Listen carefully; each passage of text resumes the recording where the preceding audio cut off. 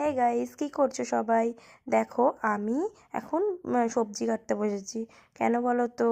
কারণ আমাদের রাতের বেলা আজকে রান্না হবে। আর অধিকাংশ দিন আমাদের রাতের বেলা রান্না হয় না, দিনের বেলাতেই রান্না করে রাখা হয়। এবার কালকে যেহেতু ওর অফিস রয়েছে আর কালকে আমাদের এক জায়গায় যাওয়ার রয়েছে, তাই জন্য আজকে রাতে রান্নাটা করে রাখবো। রাতেও কিছুটা খাওয়া হবে আর একটা তরকারি এক্সট্রা করে রাখা হবে, যেটা কালকে খাবো। আর দেখো, লোটে মাছ এনেছে বাবা। লোটে মাছের জন্য আমি মশলা করে রেখেছি আমার ডান সাইডে, আর মানে মশলা কেটে রেখেছি, ওটা মিক্সি করতে হবে।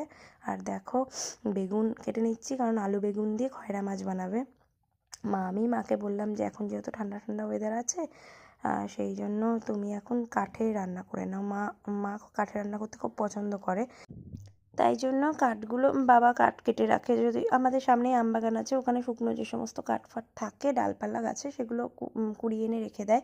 যে আমাদের এই শীতকালটা, কি বলো তো, শীতকালটায় সুন্দরভাবে